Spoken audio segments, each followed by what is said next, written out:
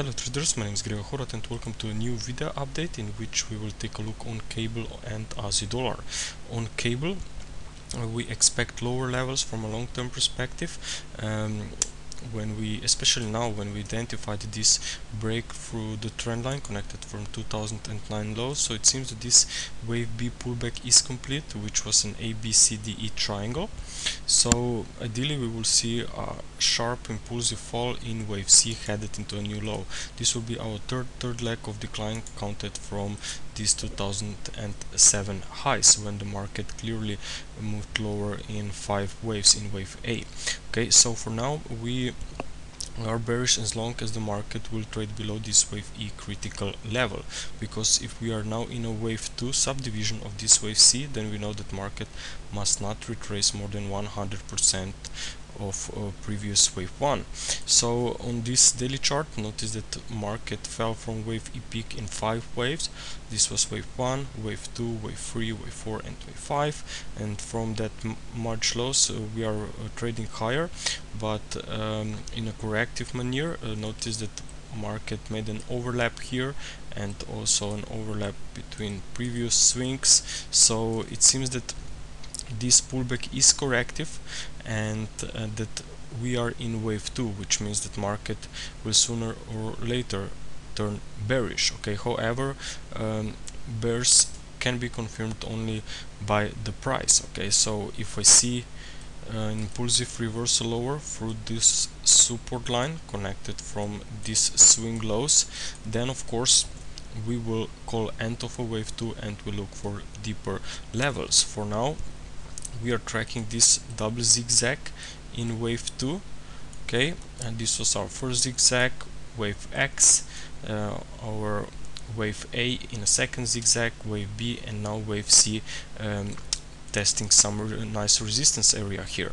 Okay, so for now this market and the structure is looking very nice, but as I said, we cannot call end of a wave 2 until we see our bearish impulsive reversal. Okay, so only if impulsive weakness will suggest that this market has reached the top and that we are headed lower, because for now I'm also observing some other wave count, which is this one, our alternate wave count, which also shows the corrective subdivisions from this low, but a little bit more complex structure. This was wave A, wave B, wave C, first zigzag, wave X, and now we could be making a second zigzag. And actually I really like this wave count, and there's one reason for this, and let me switch back to the weekly chart. Notice that this trend line, which is connected from 2009 lows, has been broken a few weeks back, and ideally this trend line will react as a very nice resistance in this pullback. Okay, and if that's the case, then you know that market will reverse strongly to the downside. So if we are in a wave 2 and if this more complex count is correct, then this region here should be very interesting. Okay, where we will have also 61.8% retracement area compared to previous wave 1. We have this trend line, and also notice that this first leg of this 5-wave fall in wave 1 was extended. Okay, and in many cases when you have an extended wave 1, much more extended compared to wave 5, you will tend to see a pullback of one higher degree back to the region of wave 2 and not wave 4. Okay, so that's very important guideline, which fits nicely into this current price action. Okay, so I think that this region around 1.56 to 1.58 will be very interesting, okay, for a potential sell-off. But as I said, for now both wave counts are valid. This wave count a little bit more complex, WXY, or this wave count, which suggests that we are already reversing slightly lower from these resistance levels. So in both cases we of course need an impulsive reaction to the downside to confirm end of this corrective wave 2. Until then, we of course could see a test of this red trend line connected from 2008 2009 low. And now let's take a look also on this weekly technical chart. I think it's also very interesting. We can see that price is moving higher, and if we will see a test of this 50 period moving average, then this will correspond very nicely with this trend line on the weekly chart. At the same time, we can see that RSI is approaching to 50 and 60 reversal zone, okay, similar to this structure from back from 2012, when the prices reversed from 60 level. Okay, now also notice that this is stochastic. Stochastic is trading at the top of its range, okay, and each time when stochastic was trading at those highs, the market reversed to the downside. Now here you can see stochastic was higher and we have seen a sell-off. Then again here stochastic was higher, we have seen a sell-off.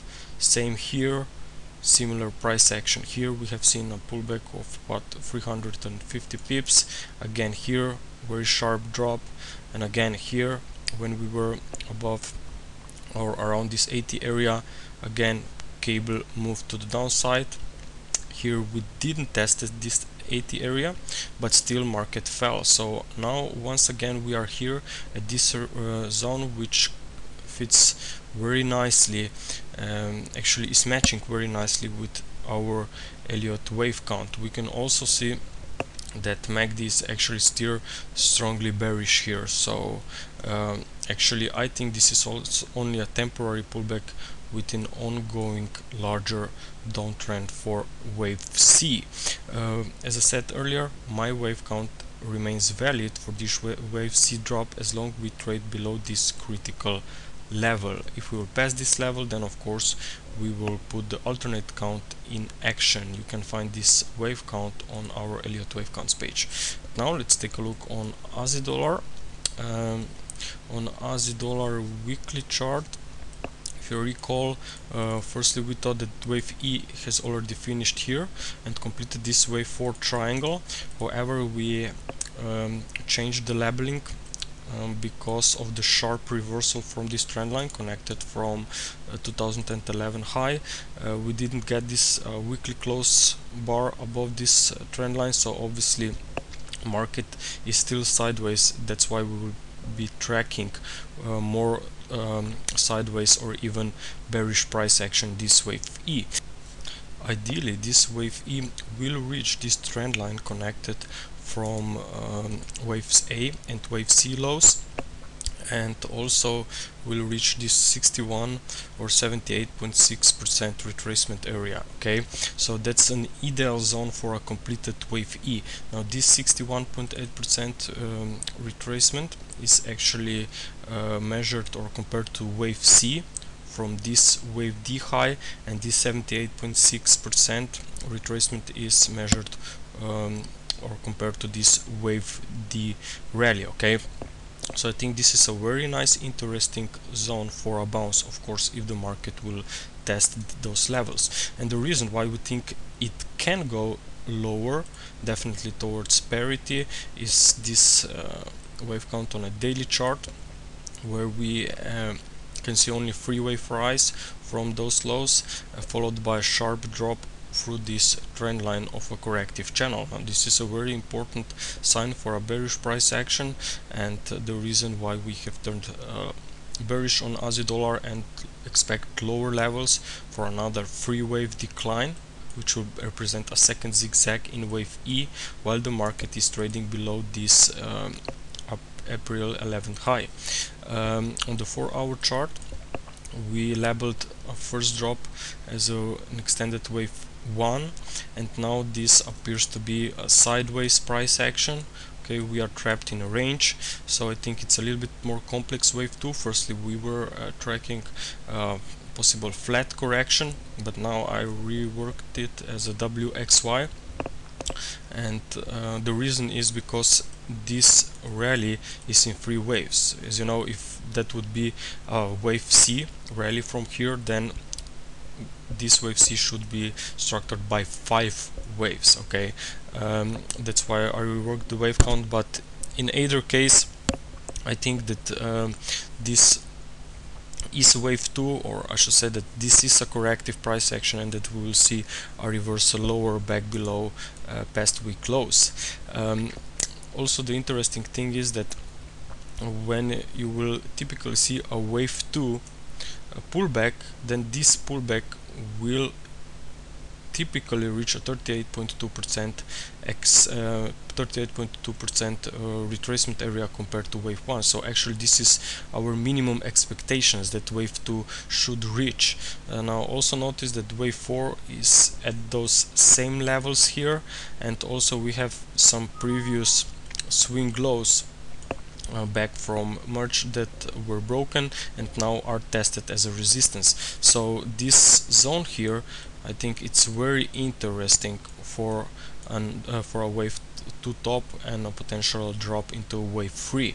Okay, also if you will do your waves A to wave C projections, you will also come with very similar levels around 103.80, 104. Okay, so that's a very nice, very interesting zone for a potential new sell-off, while the market is or must remain below this critical region, because as I said earlier, wave 2 must never retrace more than 100% of wave 1. Okay traders, this is it.